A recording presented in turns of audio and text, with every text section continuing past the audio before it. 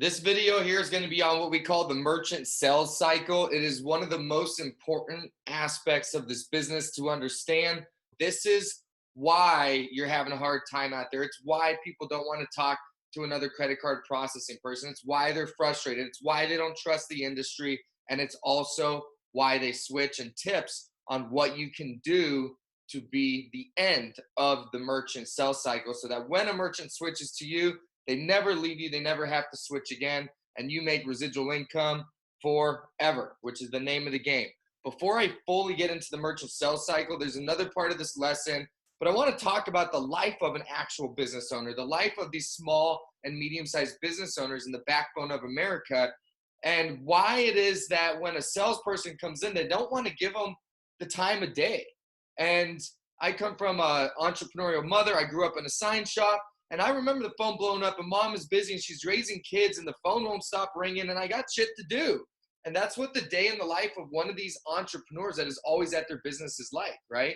They're dealing with scheduling with employees. They've got payroll and the time clocks that they have to manage and keep track of. And then with payroll comes taxes. And at the end of the year, they got to make sure all that stuff is organized. They're hiring people. They're firing people. They've got marketing to take care of. They got to make sure that they have the inventory. Are they ordering inventory? They got a family to raise, many of them. They got emails and phone calls that are coming nonstop. So the reason I bring this up is a lot of salespeople think that these merchants owe them their time because you believe in your product, which is great. But the truth is, these merchants don't owe you their time. They don't have any time to give you, many of them. So you need to get really good at giving merchants a reason to give you some time. You need to give them a reason within the first 5 seconds to give you another 30 seconds. And your pitch should constantly be intriguing and interesting enough for them to continually be willing to give you a little bit more time, because they got to get back to these kind of things. So keep that in mind. They don't owe you time. You owe them a reason to give you time. Now, the last thing on that list was phone calls, right? On top of everything they have going on, who's constantly calling them all day? They've got marketing companies trying to get them to put an ad in a paper, or the high school paper, or the billboard down the freeway, or whatever marketing. They've got SEO companies. Hey, I'm calling with the Google blah, blah, blah people, and I'm going to get you a number one on the Google search and all that stuff. Many states is energy regulation. Hey, we can lower the price you're paying for energy, or we can do solar and all this. They've got the phone company and the internet companies calling, trying to lower their price on telecom. They got insurance, including life insurance.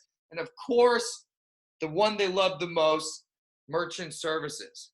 Folks, I don't know if you know this, in metropolitan cities across America, small businesses are getting 3 to 7 phone calls per day just from merchant services. I want you to think about that. When you walk in and they don't really want to give you the time of the day, especially when they find out what industry you're in, think about that. 3 to 7 phone calls a day in the metro cities. If you get out in the suburbs, maybe a little bit less, but it is very competitive, and that doesn't even include all the other things they have going on. So I wanted to start this lesson with that, because more than just the sales cycle, you need to understand what these business owners actually go through. Just in case you didn't grow up in a business, that's what it's like to run and man and operate your own small business if you don't have all the employees doing that stuff for you, which many people don't, which is why they're in their business. All right. So with that being said, I want to focus specifically on the merchant sales cycle. And here's the timeline of what businesses go through when they sign up for a merchant account. Step 1, they sign up. Step 2, they're temporarily happy. Step 3, at some point, it could be 6 months, it could be 2 years. There's normally some sort of a rate increase, or get some PCI, some annual fees, some bad event will happen. Maybe a terminal breaks. They call down, their company wants to lease them or sell them another one, even though they're already a client. That could be like a bad event. Step 4, they get upset, right? They get upset that there was a rate increase. They get upset that their processor is trying to lease them another terminal, or whatever bad event happened. Number 5, their phone's ringing 3 to 7 times a day, and they got a lot of people doing door-to-door coming in saying, hey, I've got the best deal. So once they reach step 4, they start becoming open to that better deal that comes along. And down below, I put the most common rebuttal for each one of these, right? When you're out there and you're doing door to door, if you're talking to, 30 people a day, you're hearing all these different types of rebuttals. The point of this video is I want you to notice that different merchants are in different stages. And that's why you're hearing different types of rebuttals. If someone says, I just switched, obviously they just signed up with somebody. I'm in a contract. They're in that, I'm happy. I'm good with what I got. And I don't want to really battle you on, if you can beat my rates or not. I'm just going to go with, I'm in a contract because I'm temporarily happy and I want to get you out of here. And that normally works. Number 3, you guys are all say the same thing, right? When people start talking about you guys all say the same thing, or step 4 here, everyone in your industry is liars. That's what the last guy said. When they start giving you this distrust, they're in stage 3 or 4, right? They're getting hot. And after they've been through this enough times, they start not to trust everybody. They don't really have that many green points in their timeline anymore after they've gone through this 3, 4, 5 times. People switch and they actually start to not even trust the better deal that comes along. They think it's just a temporary fix. And a lot of people actually give up. So when it comes to a cycle, this is what it looks like. Now, some businesses, they get in with the right processor right from the get-go. Maybe they're not switching all the time. They have a company that answers the phone, that gave them free equipment, didn't lease them anything, didn't lock them in, didn't lie to them. And obviously that's the goal for every business, is to find that company. But the truth of the matter is, in this industry, that's not the norm. So merchants end up going through this cycle. Now, if a business has been around for 20 years and they have yet to find an honest processor, they could have switched 6, 7 times over those 20 years. And they're constantly going through it. And one of the key things that you need to understand, and you want to make sure you're with the right people and the right company, is the value of an honest merchant service company. Because when they do find one that delivers, they don't have to go through the cycle. And that's the whole point of this video. You want to be the end of that cycle. I'm going to give you some tips on how to do that. But at the end of the day, no matter where somebody is at in the cycle, with enough repetition, practice, and getting out there and getting good at rebuttals, you can get all of these people.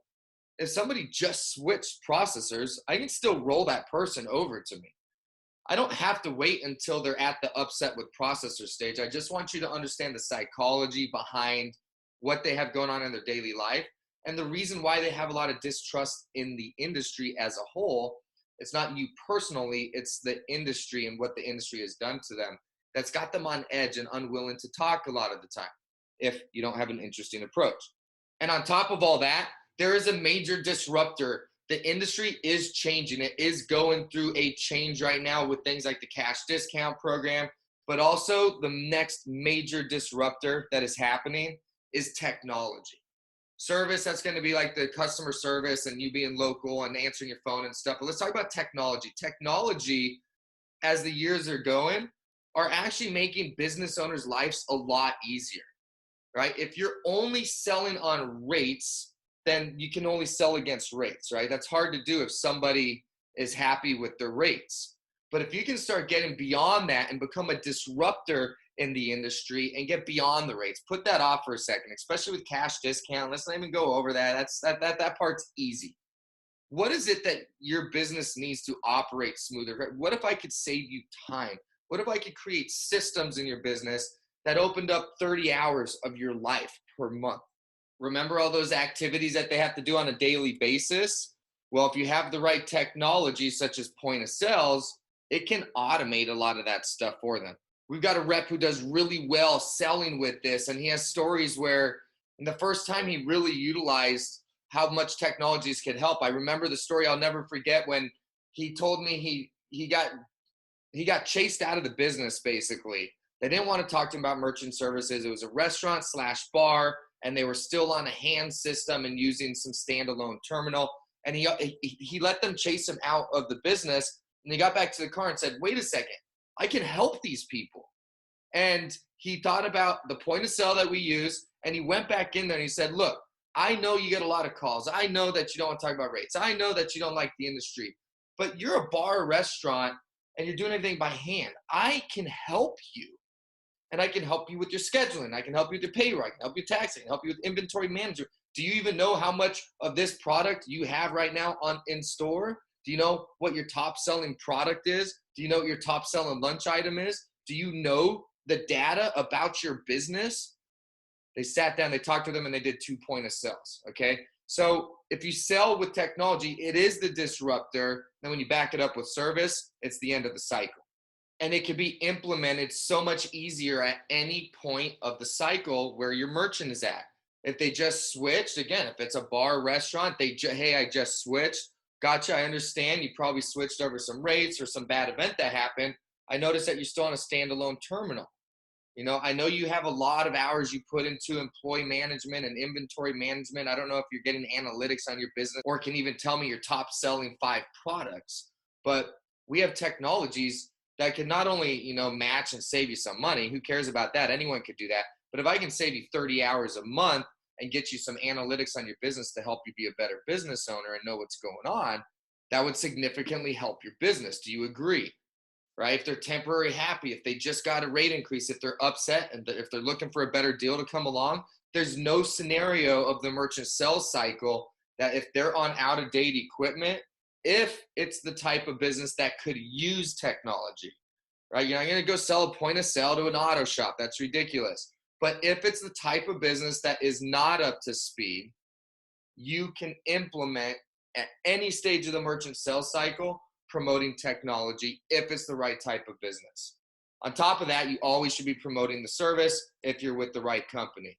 So I'm going to wrap it up with this. If you are with the company right now, you just kind of found online or you just ended up with somebody and you want a little more personal support, you want some better training, you want to know for a fact that your merchants are going to get an awesome service, not just from you as their local rep, but from the company. And if you want to make sure you're working with a company that's not going to sneak in fees and do things that jeopardize your book of business and your relationships, then I invite you to schedule a call. I'd love to talk with you and introduce you to the people that I work with as well.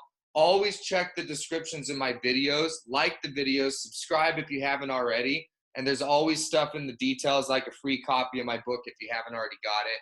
But let me wrap up this video and let you know these are the things, if you want lifetime merchants, is what they want. Obviously, they want honesty. They don't want someone to come in and tell them that, there's no contract and then later find out that there was a contract. Happens all the time. They don't want to be told, yeah, you're going to get a free piece of equipment. And then 2 years later, they actually find out that they're leasing equipment. Stuff like that happens all the time. If you tell them you're going to answer the phone and be there for them, that's what they want. That's probably the number one thing that merchants will be blown away with if you do this right and answer your phone. If you give somebody your business card and they call and you pick up the phone, they're going to be blown away because their other experiences have not been like that. And that's just from you as the rep. The other thing they want is that kind of service from the processor. You don't want merchants calling you for every technical thing. You might not be good at tech like me. I suck at it. I'm going to send them to tech support. They want to get things resolved right away. If somebody's terminal is down, they don't want to wait till tomorrow for answers. They want answers right away. So if you're not with a company that has that kind of support for your merchants and for you while you're in the field, again, check out the description. We can schedule a call. And fair rates. Now with the cash discount program, fair rates is kind of out the window. Make sure that you check out the description. I hope that video is helpful for you, especially the newer folks that are wondering why you're having such a tough time out there. If you want help, if you want a great approach that business owners are open to and on average are willing to give you more time, make sure you schedule a call. I want to talk about Cash Discount 2.0. It is a new approach that merchants have not heard yet, which always is an advantage to get people's attention and get them to give you some time. Folks, my name is Joe Wagner. We'll see you at the top. Thank you very much. Have a good one.